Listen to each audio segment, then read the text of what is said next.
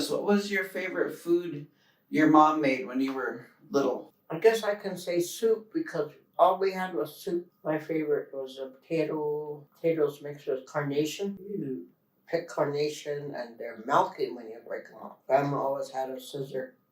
But my mom passed away when I was 9 months old. Oh, so sorry. My grandparents raised me. And yeah, my grandparents and her brother, my grandfather, my Lala, also had all kinds of different soups. They took turns raising me. Okay. So about what year was that? Probably in 45, 46. 1945. Not that long ago. And in those days, food was different from today. We're used to a certain kind of food. We're not used to this. I hate fast food. So greasy. Yeah. But we grew up eating potatoes a lot. Okay. Because everybody had a garden of potatoes. And Grandma and Grandpa and the family were hired or they picked potatoes. I remember sitting on the ground on a piece of canvas and watching the rows. The potato bushes weren't very tall, so I can see them. They'll be going over there pretty soon. They'll be just little. But they gave me stuff to play with and stuff to eat. Okay. So your carnation soup?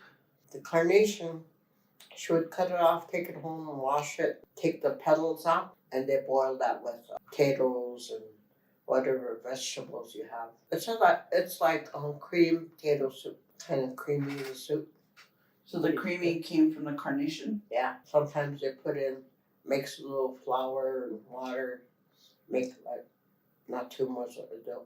You want it soupy, you don't want it too thick. Sometimes they throw in pieces of papa Mm.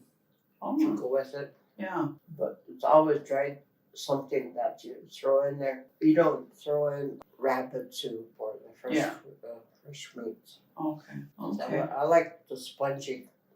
Yeah. Even making papa out of lung. You dry them. Yeah.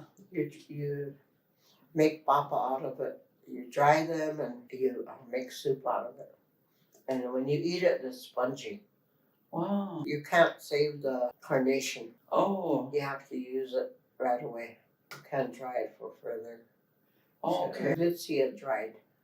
Okay. It's always fresh. Did you taste the flour or the carnation itself? I don't know, but it tastes good. It tastes kind of milky, or sometimes they add bacon to it, so it has a different flavor. Yeah.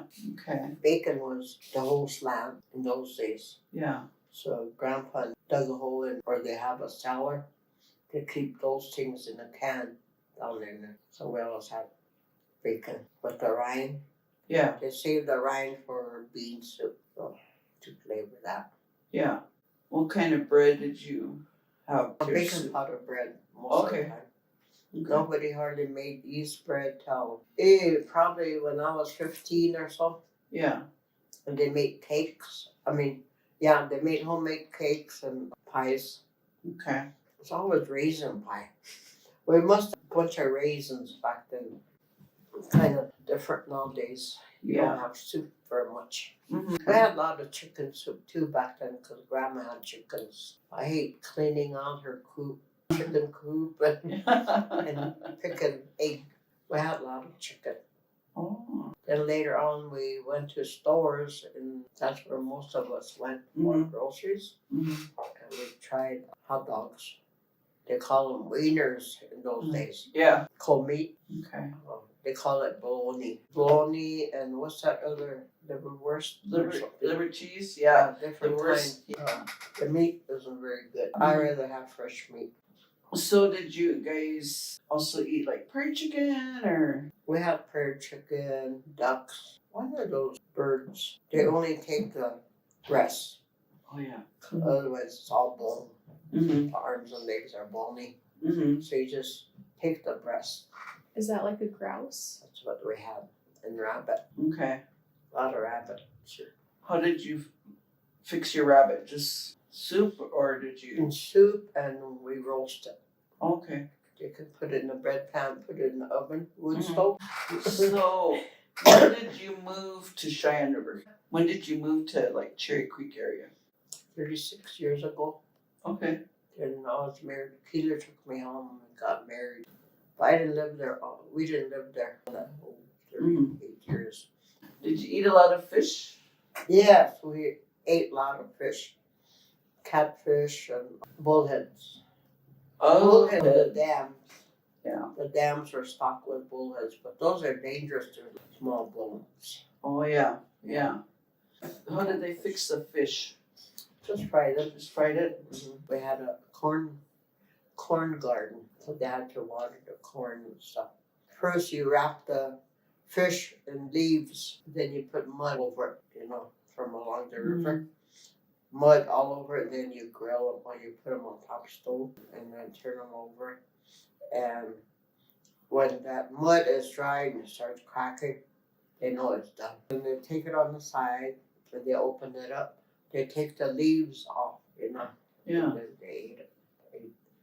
With butter. So we're fish eaters and a lot of rabbit. Rabbit soup is good. The soup is not clear. It's, it has probably from the meat or something, like macaroni and rice back then. Yeah. Funny things like that, getting used to that food, because you don't use, I had to teach all my grandkids, the older ones, know how to cook, and the boys. So you lived with your grandma. What was it like when you went berry picking or turnip digging? There was nothing plastic in those days, so we took like canvas or a blanket, and we had like buckets. They're all metal galvanized. Galvanized. Galvanized stuff. Got it from Faith Hardware Store, and then Philip Hardware Store. That's where they found the buckets. If the fruit is ripe enough, then you put your canvas at the bottom of that tree, and you hit it with a stick, and they fall off. With buffalo berries and plums, just those two that I knew of. Because the cherries we had to pick up, and then we fold it up and fill up those galvanized. What did you do with the choke cherries? Do with what? What did you do with the choke cherries? The choke cherries, we eat them. Besides eating them. Your teeth get brown, you have too much. And you don't drink water, you're gonna get, go right through it. That, right away, we have to clean it. There's some of those little sticks up. Clean it and take all the leaves out and wash them and drain them, and then you pound them. I don't ever see my grandma making jelly or stuff like that. I know they do today. Yeah. They make choke cherry syrup and jelly. They didn't call it jam a long time ago either. It's jelly. So how our language, English language. Yeah. So you made patties. Yeah. Make patties and dry them. Always cover them with, we got dish towels from flour sacks. They came in flour sacks, no paper. No trash back then, hardly. And you cover them and you check on them, and then you turn them over, flip them over. Usually they're dried on a screen, on a window screen or something that come off. They saved everything or something. So the air will go right through. And then they store them in cans. No plastic, just cans. Yeah. Coffee cans. Coffee came in those metal. Tin cans. What did you do, or your grandma do, with the dried patties? What did she make? What they do is, when you make papa, I seen grandma roast the papa, and then she takes it out and pounds them. She pounds it till they're blondish color, and then she mixes some of that in there. And then by then we had flour, so she would make wojapi. Okay. But she would have to strain it because of the seeds that were pounded in there too, because we crush everything. I had that 2 stones at Grandpa's house, and when I moved out and he moved, I don't know what happened to it. A stone about like this, it had a dip in it, and then another stone where you pound it. So what they do is put canvas, and then you pound them, and then put it into a pan, and you make little patties. Okay. Ours were always small. So when you make wojapi, you pounded the patty, or No, you just put the whole patties? The whole patty. Okay. You soak them and you soak it in water. Oh, okay. And then you boil it. Okay. It falls all apart. Okay. And then you strain them. Oh. Strain seeds, and Yeah. it's still pretty color purple. And then she makes wasabi. Okay. Using flour, huh? Mm-hmm. Okay. Do you just put flour in there, or do you just make a paste? You make a paste. Okay. In the bowl, you make flour and water together, and sugar, Oh, okay. a little bit of sugar. Just a little bit of sugar. And we don't overdo nothing on sugar because we're Mhm. always saving Yeah. what we have. Okay. So I don't like wasabi with too much sugar in it. Kind of kills the taste. So the wasna, and you pounded the choke cherries, you roasted the meat with baba and pounded that, and then what did you mix with the choke cherries and the meat? They call it washi. It's usually from the fat from kidney fat. And we used to buy them in the store in Phillip, that place where they sell all that fresh meat. They're not processed, so they're good. So you melt the kidney fat, then you put them in a jar and use that. Okay. And then you mix it in there. They know how much to use. Mm-hmm. And then they press it down. Okay. Or they make balls. Okay. And they put them out there. Or in that bread pan, they cut it like a cake. And it's only used for like special things like dinners, memorial dinners, stuff like that. Or church. When we go to eat at a church, everybody sits in a circle on their own canvas and whatever. And then the food is put in the middle. Then they pray, and then whoever brought their soup passes it out to everybody to go around the circle. So there was no chow line, no pushing and shoving. That's interesting. Yes, the lunch circle. So we all sat on the ground to eat. Okay. Okay. We're closer to Mother Earth than thankful for all that stuff gives us to survive. Did you put any sugar in your wasna? Yeah. Okay. No. No. Yeah, later on they put a little Later bit of sugar in it, just Okay. sprinkle it here and there and mix it up. Yeah. Then you make either balls or cut it up.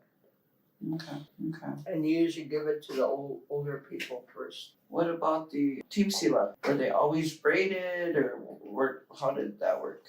Sometimes when we go to the digging, we lose the tail. They call it the turnip, and then it has a tail. Mm.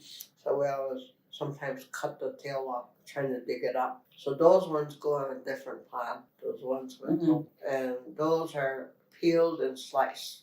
Okay. Then you dry them. Okay. And those go in soups. Okay. And they only braid it, the turnips about like this, maybe even a foot or two. Then you hang them up inside for them to dry. You tie a string or wire at the end. I see a lot of yarn. Oh, yarn. Because people had yarn because they made their own quilts, and they what's called their quilt. Okay. There was no star quilt back then. Mm-hmm.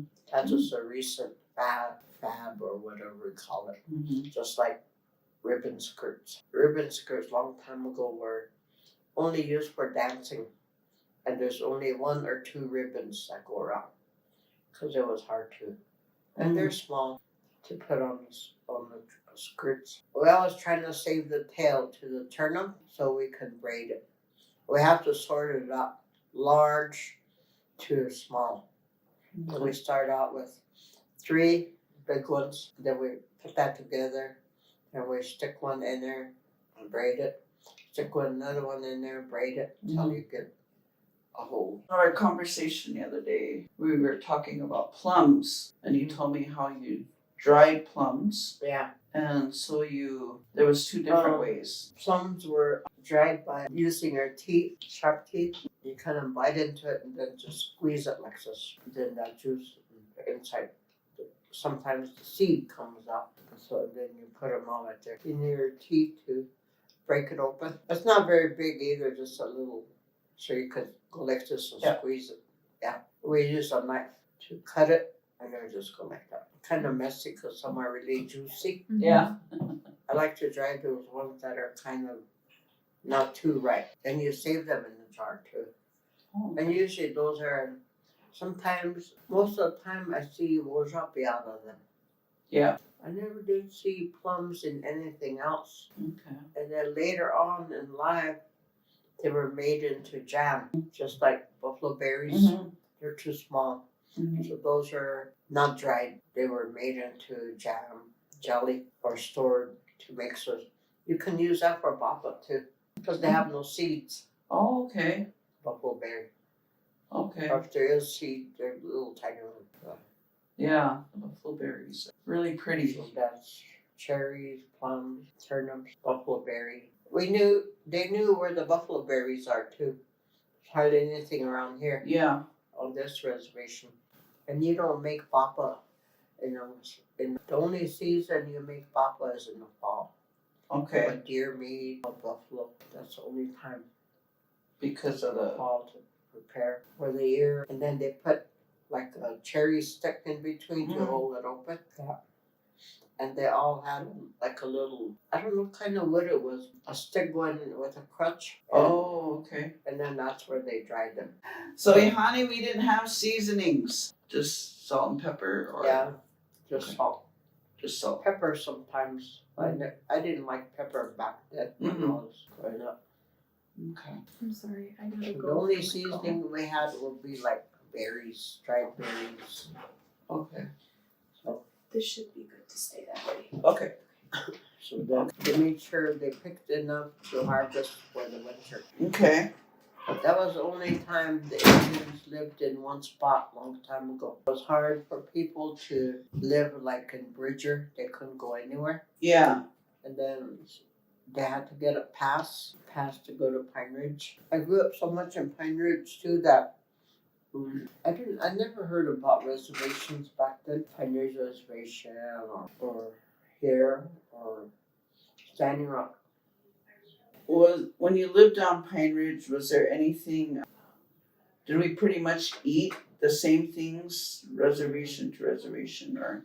I seen like Uncle Andrew and them had a net instead of fishing. They had a net across that White River, and then they set it up, and then in the morning they go get it. They'll be fishing, and we had that for breakfast. Okay. Plus, Auntie will cook fried potatoes. Oh. They made bread outside those cast iron skillets. Geez, to this day I can't flip the whole thing. So I make my bread, skillet bread, the small. At least I get 4 or 6 in there, and that's how I make mine. Oh, okay. So back in 2008, when I worked at Cultural Preservation, I gave them all my recipe for bread. Oh. I was always cooking beans, and when she does, I have to make the bread. When you say skillet bread, are you talking about gabubu bread or something else? Yeah. Okay. And then sometimes they make oven bread. When the yeast started coming. I think after people got wood stoves, they started making skillet bread, yeast bread. Some of them really became good at making skillet bread. Bread is made every day fresh. Oh, yeah. They Okay. only make a bunch to last every day. Okay. And we'll make bread. So. And we made toast too. Me and Naomi Curley down there. I stayed with her for a while because she was the only one home with her parents. I went and here there's a can of bacon grease there on the stove, so it's melted all the time. And then Hannah made bread, biscuit. So she cut one in half. She wiped off the top of that stove, and she put them on there, toasted it. Oh. And then she took that bacon grease. There was a piece of cloth in there. She used it and put it on there. So we had that for breakfast. We rode a horse to school. Gee. So bacon flavored toast. Yeah. Yeah. Yeah. Something they don't have today. Butter, and then tomatoes came out. Butter was in the package, plastic. It's white, and then there's a red dot in the middle. So you have to squeeze that till you pop it, and then you keep doing it till it turns yellow. Oh. Bright yellow. Yeah. Wow. So everything came in cans like lard and stuff like that. Yeah. But we never got canned meat, or I don't remember ever getting canned meat. Yeah. A lot of flour and rice. Yeah. So you mostly ate potatoes, so in the Yeah. beginning. Potatoes and onions and carrots and things that they planted. Okay. So is there any like plants or other than onions that you guys picked and ate and made things out of? Any other plants or? We had potatoes, corn, Mm-hmm. corn on the cob, onions. There were those long onions. Okay. I like those. Yeah. Radishes, and I think there was like carrots. Okay. Yeah, carrots too, because somebody gave us pass out those seeds, and what could be they planted. Okay. How about chayaka? Chaka, we picked that in June, and they used to be found around dams or like behind Cherry Creek, behind Congregational Cemetery, along the creek there. So we get them and we take them home and clean them up, take all the weeds out, and then we just tied the bottom together, not all of it together, but different pieces, and we hung them inside the house for it to dry. It makes the house smell good, and you hang them upside down. Okay. That first time I went and put them in a vase, and they just wilted over. Oh. They were dried like that, kind of like they're powdered. So we hang them up like that, and when they're dry, put them on the table, and we take all the leaves up, and then we store them. Okay. I think it was a bad thing that they introduced us to sugar and some foods. Yeah. Yeah. Did we also use chayaka as like a medicinal? Yeah. Medicine? Mm-hmm. Okay. Did we mix it with anything or? No, you just drink it hot. You just drink it hot? Yeah. Okay. And that sometimes we make sink bed hot thing. Okay. That's what I've been doing because my tacos are getting sick with that. Yeah. Sore throat? It's good for sore throat. Okay. How about the bear root? The bear Is root that used for? What I seen with it was it's good for sinuses and headaches, and so I had one in my purse, but I think I took it out. Okay. It really smelled good. And then you light it, then you sniff that, like this one. Oh yeah. Okay. Okay. You can tell I burnt it. It's like I burned it both ends, that way they don't fall apart. So, what do you think about like how you grew up and then how the kids are eating today? Ooh, everything is warm up food like pizza, chicken, fries, burritos, and pop. I only buy that once a month, and the rest of the time we cook our food to eat. So my grandkids are all slim, but back in the day when Chris was a little boy, the one that passed away, that's when fried chicken first came out over here. Super value. Then they sold them in buckets, and they would buy them too. And they really spoiled it, Mom and Charlie. So he was really chubby. He liked that chicken. So once a month, geez, he gets that.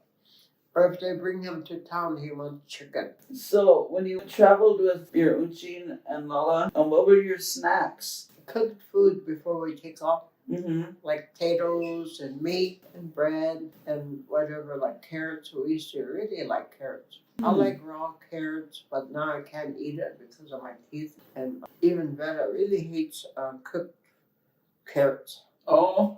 We like them raw. Yeah. And so she would pack that and eggs. Yeah. Oh, okay. Boiled eggs. Everything was boiled.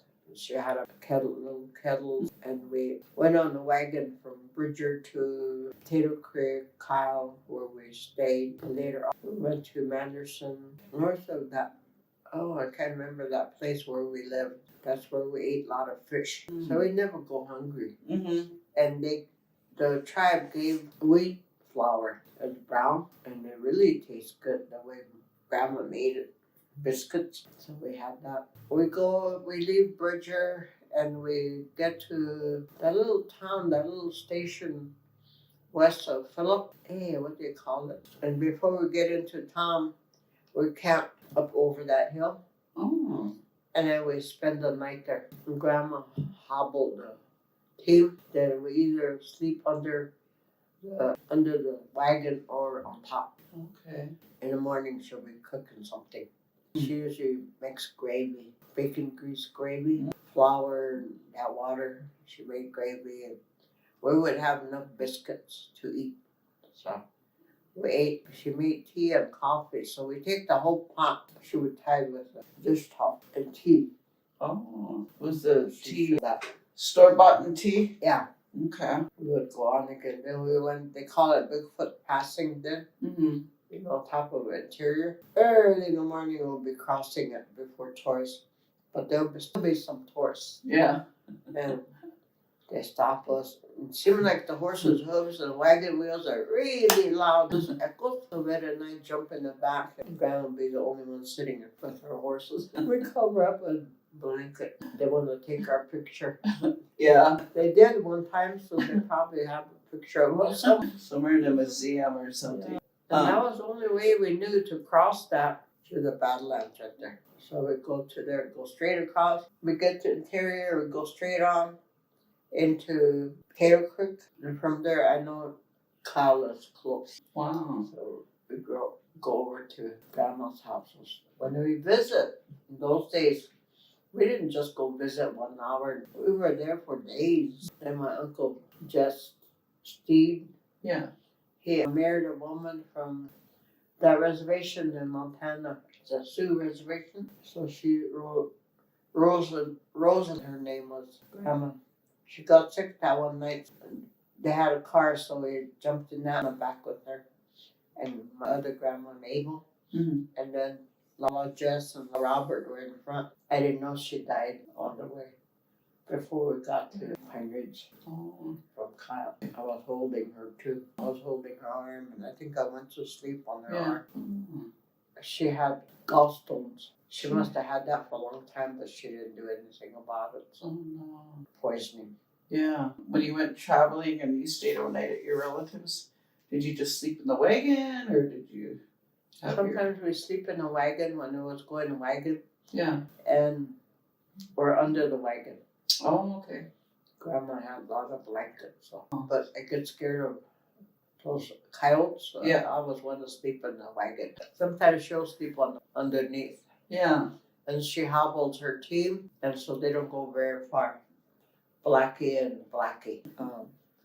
They just eat right there. And then she take them to a water somewhere, and a little dam or something. And she'll come back and hook them up to the wagon.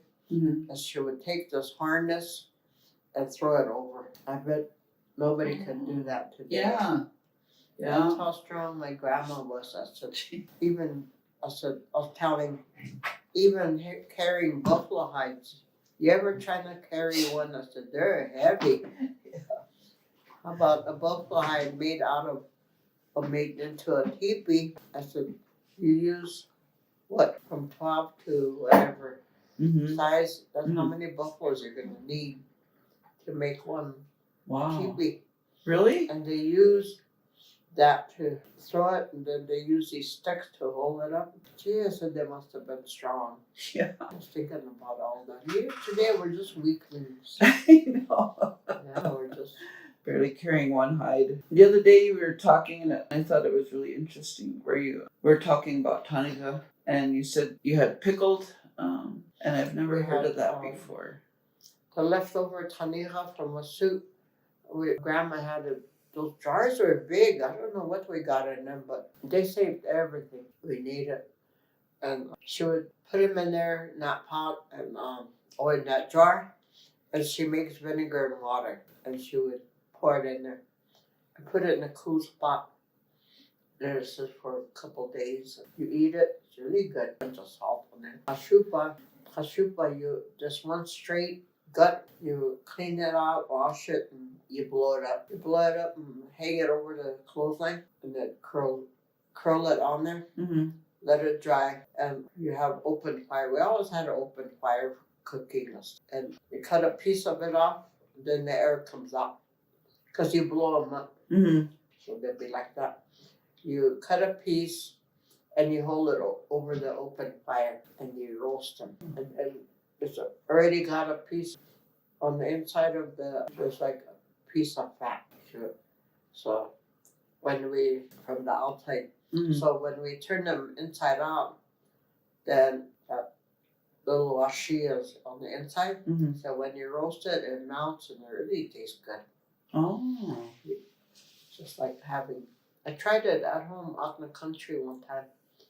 I had some kashupa, so I cut it up, and this one I use flour and seasoning. I washed them so far, and they look like not oysters but shrimp. They look like that when I cooked them with flour and seasoning, and they all liked it. They didn't know what they were eating. So that's how we preserve our food, because tanirai, what you can't dry, you have to cook it right away, and then you preserve them. Okay. And I don't know how she found out about vinegar Yeah. and water, but Mm-hmm. she had some. Must have bought some vinegar somewhere, and that's how preserved them. Okay. So then I learned to do that with eggs too. Back in the day, I used to take leftover boiled eggs and peel them and put them in the jar and put the vinegar and water, Oh. Okay. and it's pickled.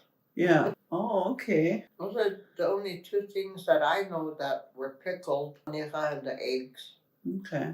There was a little hill right next to the house, this log house we lived in, right against the wood house. So they had a chicken coop, and then there was a cellar they dug into the ground.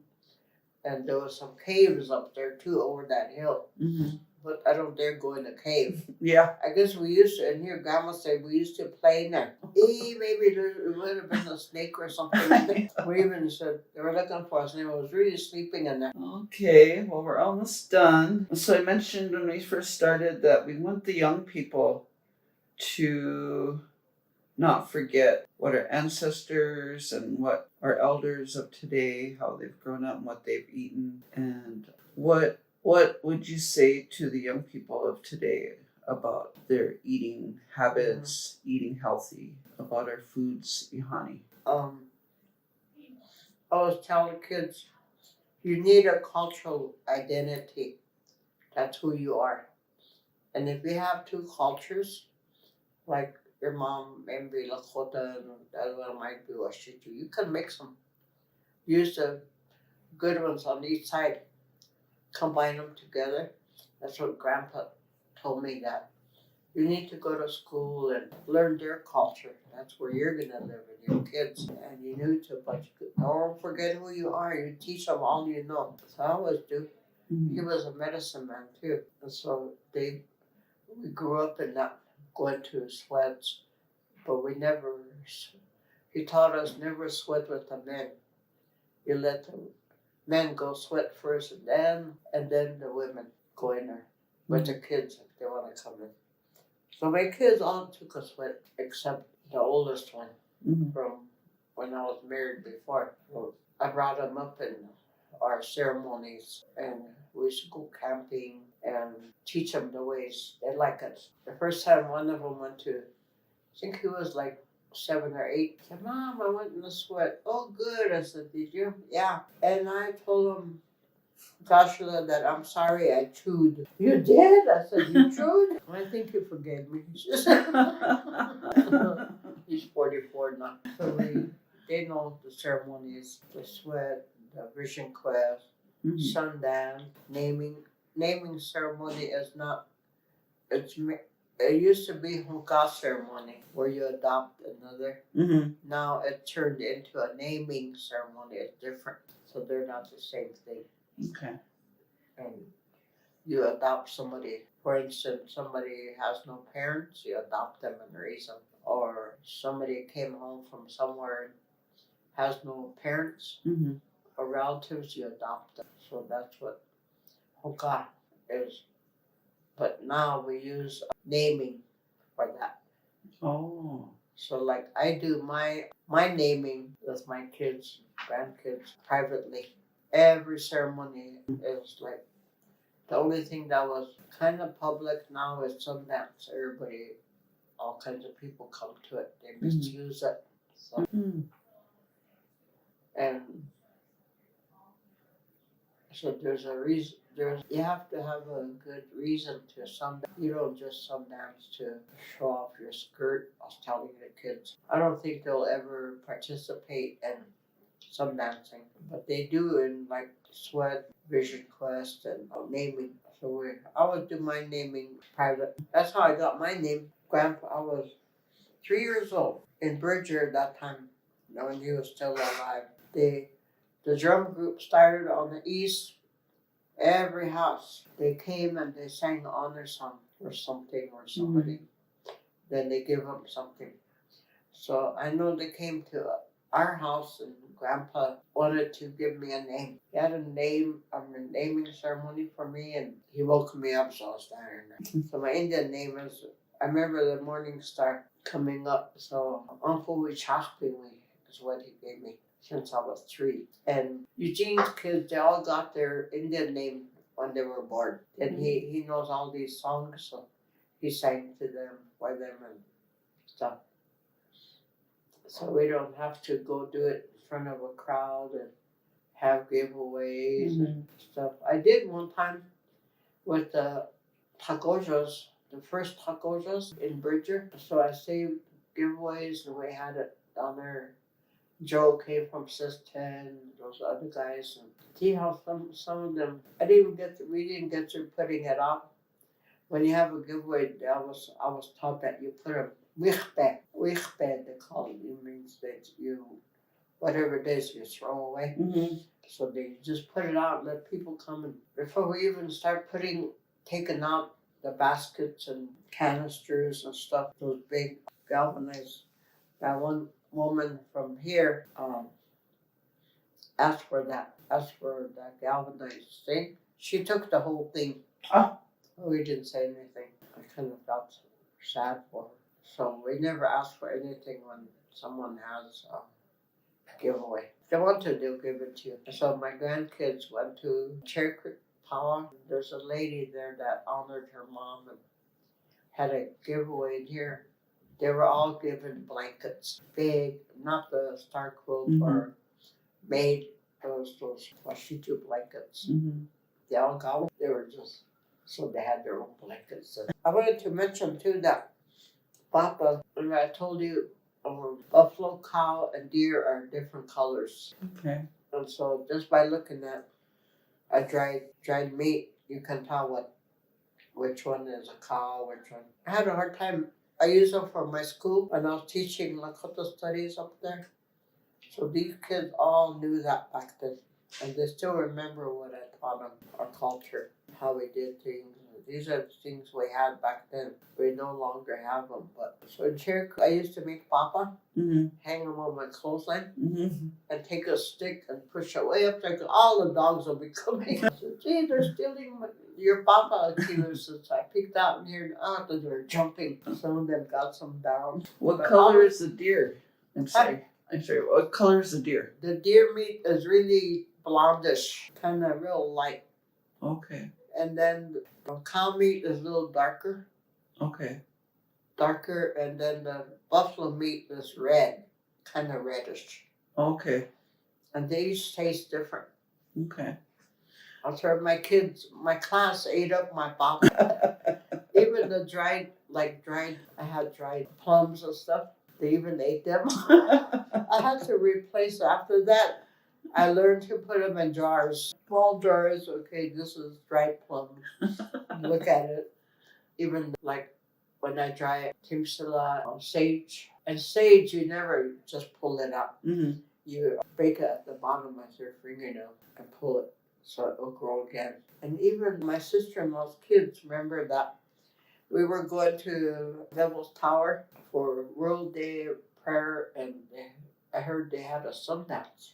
So we were going that one day. It's really close from there, from where we live. So we were going, and here, bunch of Washichu girls, women were picking sage. She said, hey, she said, ladies, that ain't the kind you pick.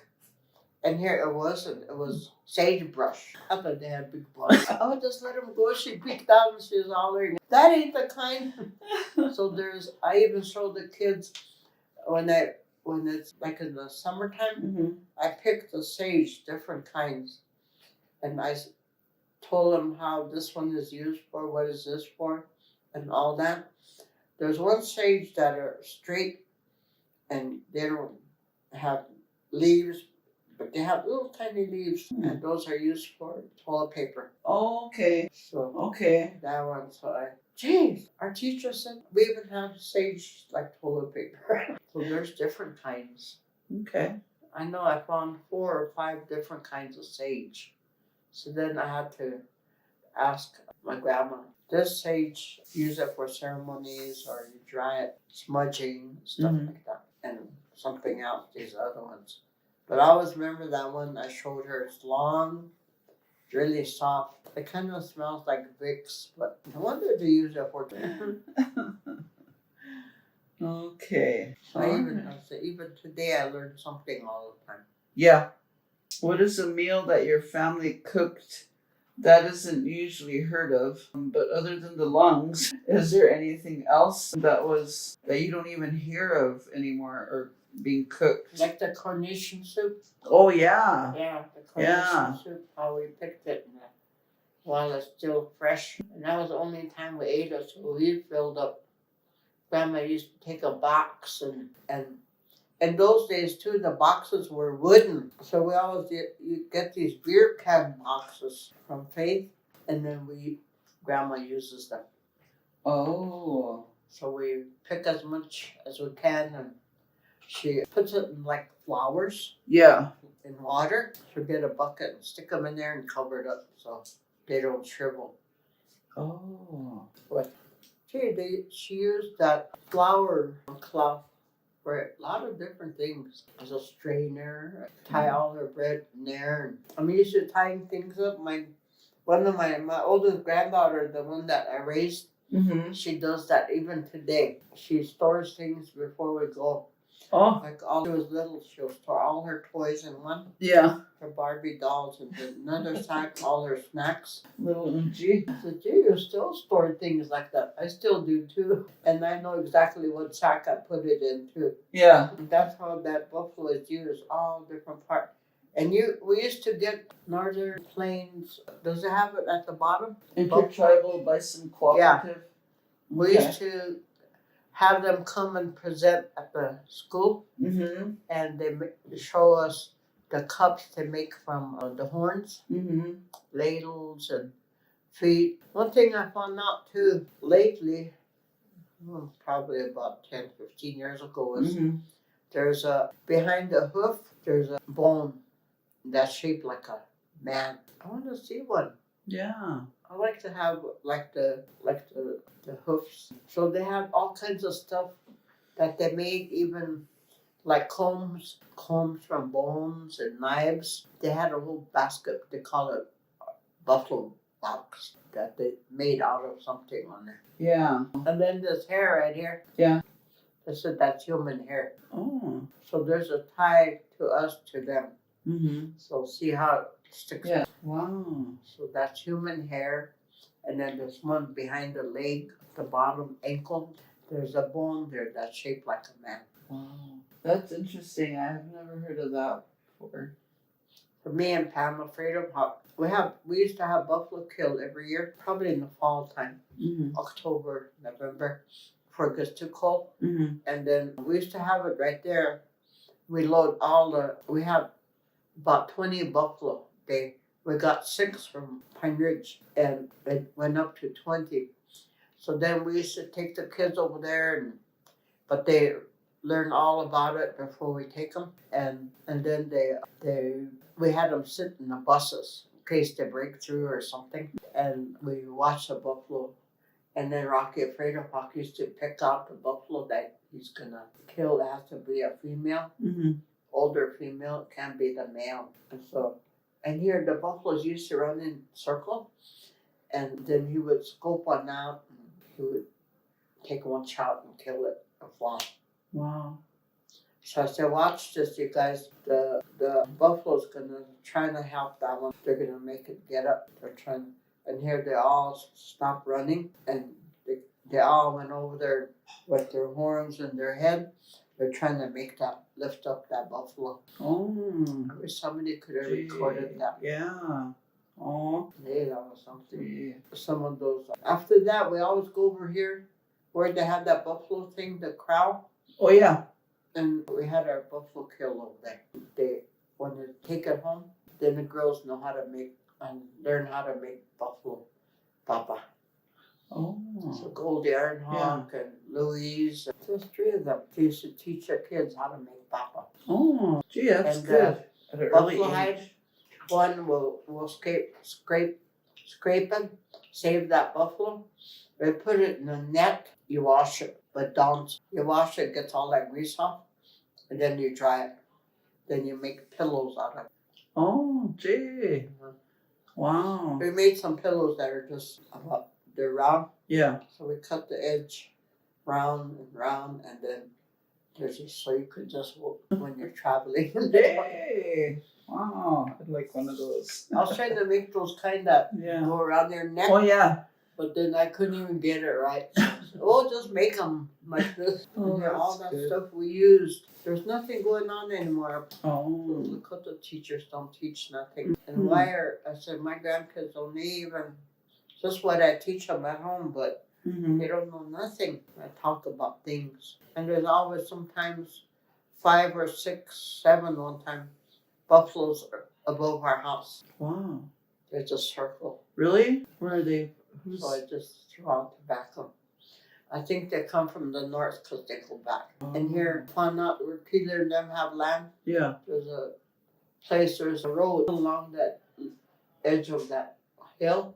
And there's a eagle nest over there where they come from. Yeah. Weird.